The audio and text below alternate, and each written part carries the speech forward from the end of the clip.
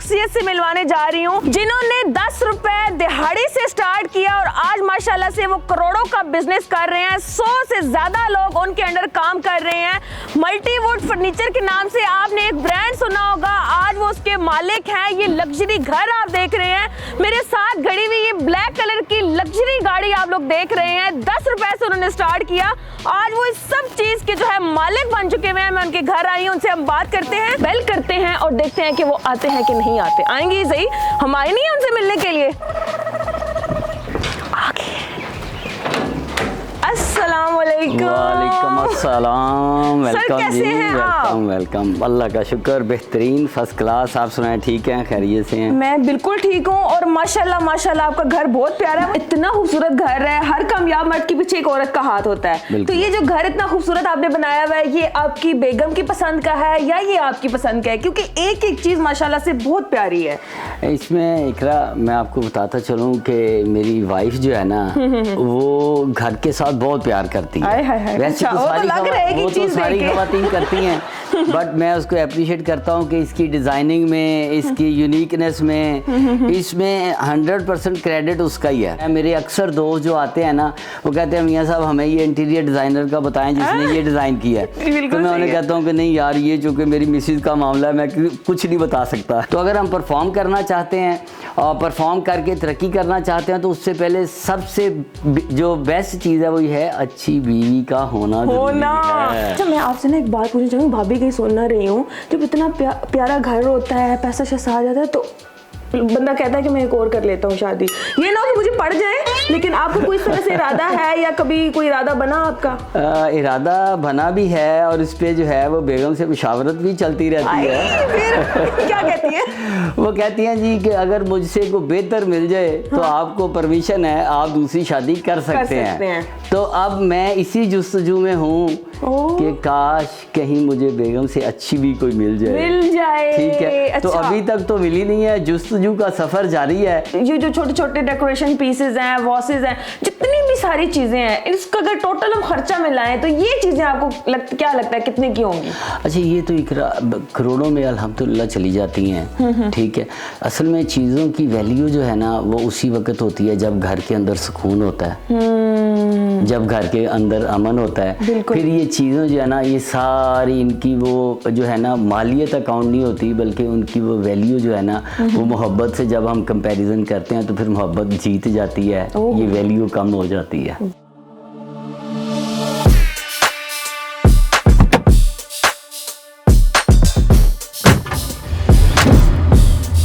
अच्छा जी, अब हम लोग पहुंच चुके हुए हैं फैक्ट्री में सर की, और घर का विजिट करवाया है। अब आप लोगों को फैक्ट्री का भी विजिट कराएंगे और ये घर से ज़्यादा बड़ी लग रही है। फर्नीचर हमें नज़र आ रहा है हर जगह पे। अजय सर, मुझे ज़रा अपनी जर्नी बताएं कि आपने क्या बचपन से शौक था कि आपने एक बिजनेसमैन बनना है? कैसे स्टार्ट किया 10 रुपए से करोड़ों तक का सफ़र? मेरा शुरू से माइंड जो है ना वो इसी तरह का था कि मैंने काम अपना करना है, बिजनेस मैंने अपना करना है। ठीक है। तो उसमें शुरू से ही मैंने जब ये काम सीखना शुरू किया, वो जो 10 रुपए वाली मेरी स्टोरी है कि जब मैंने देखा कि फाइनेंशियली हालात जो है फैमिली के अच्छे नहीं हैं और हम 8 बहन भाई हैं और वाला साहब जो है ना वो बड़ी मेहनत करते हैं और घर का मुश्किल है सिस्टम चलना, तो मैंने फिर साथ ही जो है ना वो एक काम सीखना शुरू कर दिया एम्ब्रॉयडरी का। 10 रुपए से वो स्टार्ट किया। एवरी डे मेरे उस्ताद जो है ना वो 10 रुपए देते थे। ठीक है। बट उस वक्त भी मैं आपको बता दूं, चूँकि मैं मेहनत से, लगन से और शौक से उसको कर रहा था, तो उसमें बड़ी जल्दी ही जो है ना वो मैंने कामयाबी हासिल कर ली और मैंने उसको सीख लिया।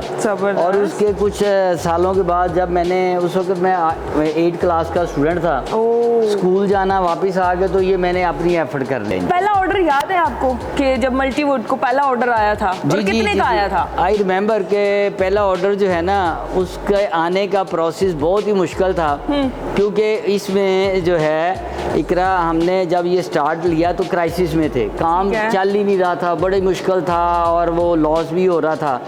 बट अज़म जो है ना और हौसला और हिम्मत थी कि इसको चलाना है। ठीक है। तो उसी बेस के ऊपर स्ट्रगल करते करता गया और पहला ऑर्डर आई रिमेंबर कि मेरा ख्याल है 450 रुपये का एक ऑर्डर ना मेरे पास आया। उधर शॉप के ऊपर एक कस्टमर आया, उसने वो एक मैकेनिज्म बाय की, वो मेरा फर्स्ट ऑर्डर था। ठीक है। तो फर्स्ट ऑर्डर जो है ना वो मेरे लिए बड़ा ही जो है ना वो खुशाइन था। हम लोग जो है ना जब वो ये स्टार्ट किया तो कोई 5-6 महीने हर महीने हमें कोई 1.5 लाख 2 लाख रुपया 3 लाख रुपया जो है ना एवरी मंथ वो हमें लॉस हो रहा था, क्योंकि सैलरियाँ भी देनी है, वेयर हाउस के एक्सपेंस हैं, अदर हैं।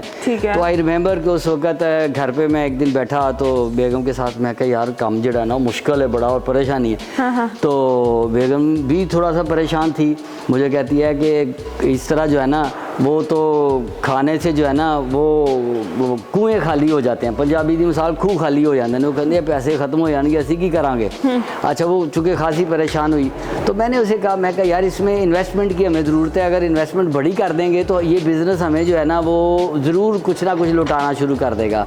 मुझे ये यकीन भी था क्योंकि मुझे पता है कि मैं अल्लाह के बाद मेहनती हूँ और मैं हाथ से करने वाला बंदा हूँ तो मैं कर लूँगा। ठीक है। तो उस पर झट से उसने कहा कि अच्छा आपको इन्वेस्टमेंट की ज़रूरत है, आप घर बेच दें। हालांकि औरतें कहती नहीं इस तरह से, कहती कि बड़ी मुश्किल से घर बना है, नहीं ऐसे ही। बल्कि मुझे कई दोस्तों ने रोका, उन्होंने कहा यार मियाँ साहब की कर रहे हो, बच्चों की छत ना खोवो, बाकी सारे काम कर लो, ए ना बेचो। बट मैंने उस वक्त डिसीजन लिया, मैं समझता हूँ कि बिजनेस नाम ही रिस्क का है, तो मैंने उस वक्त वो रिस्क ले लिया।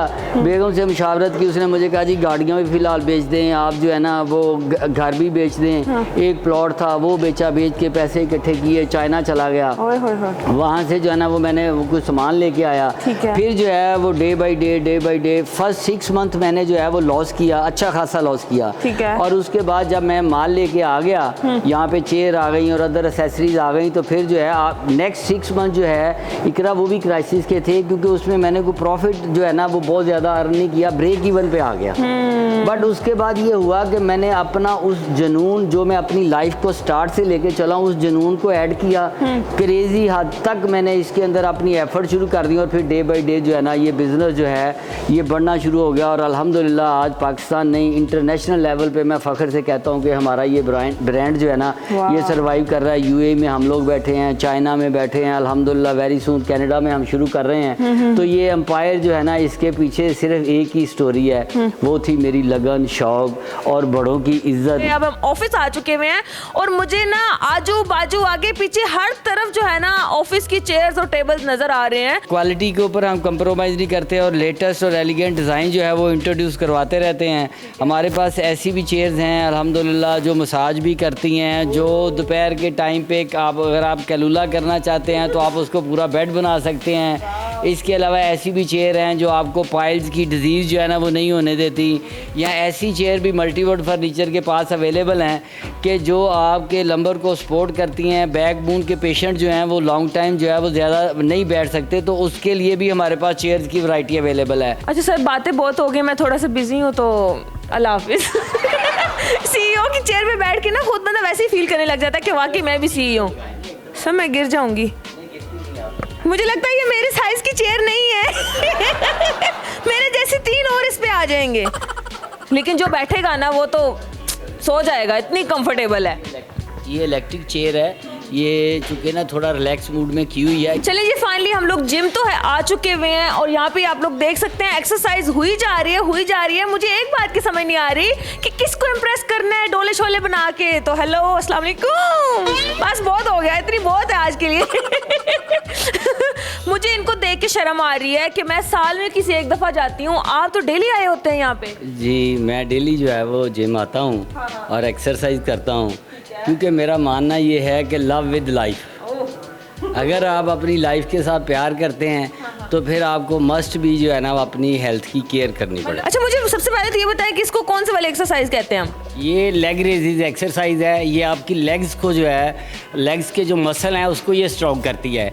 अगर आपकी लेग्स जो हैं वो स्ट्रॉन्ग हैं तो इट्स मीन कि आप जो है ना वो हर इम्तहान में पास हैं। उम्मीद है कि हमारी आज की वीडियो आपको पसंद आई होगी। अगर आप हमारे चैनल पर नए तो जल्दी से कर दें हमारे चैनल को सब्सक्राइब, लाइक, शेयर। हंसते रहें, मुस्कुराते रहें। दोबारा आपसे मुलाकात होगी एक नई वीडियो में, तब तक के लिए हमें दे इजाज़त। अल्लाह हाफिज़।